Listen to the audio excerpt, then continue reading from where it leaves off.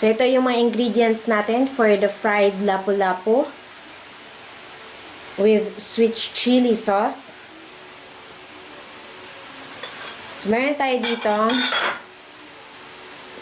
So, 1 whole na lapu-lapu fish. So, nilagyan ko na siya ng paminta at asin. Then, meron tayo dito cooking oil para sa pag-fry natin mamaya.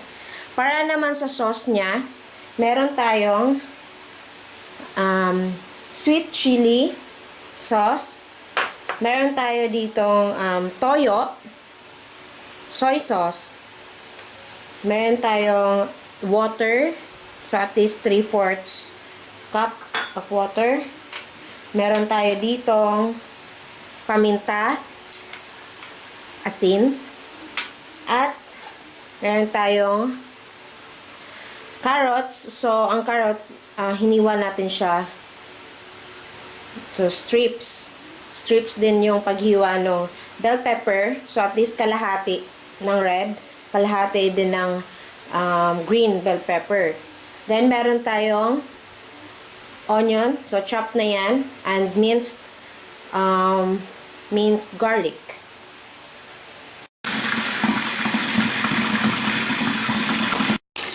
Okay? Dito na ang ating fish lapu-lapu. Pwede na natin siyang i-set aside.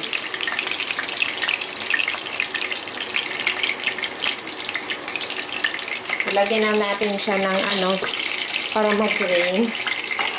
So, lagyan ko ng tissue paper.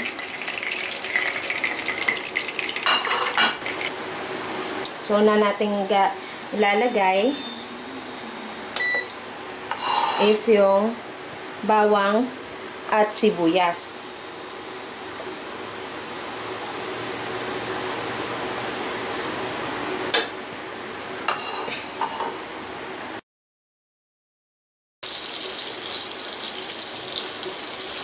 Yan. Tapos, lagay na natin yung carrots.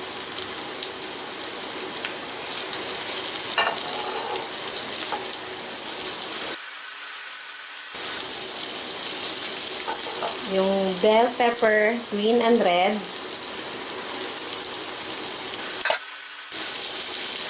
So, mas maganda kung may konting crispy or half cook yung ating gulay. Kasi hindi lang siya maintain siya ng nutrients, mas masarap din siyang kainin na parang crispy. So, hindi natin i-overcook. So, next natin lagay is yung sweet chili sauce.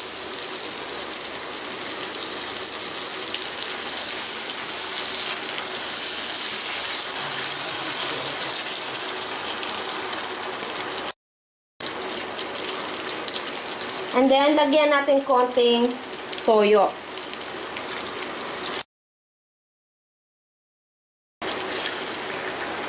Then, paminta.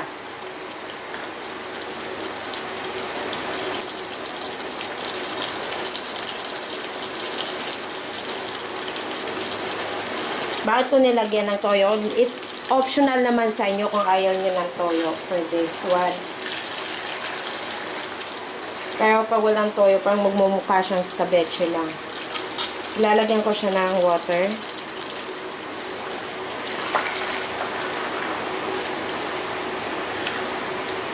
For that, sisimmer ko lang siya.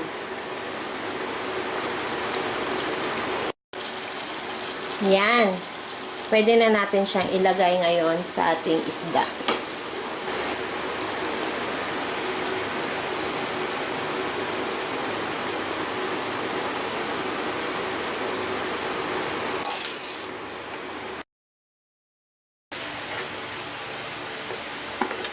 So, here we go. Luto ng ating fried fish lapu-lapu with sweet chili sauce. Try, guys!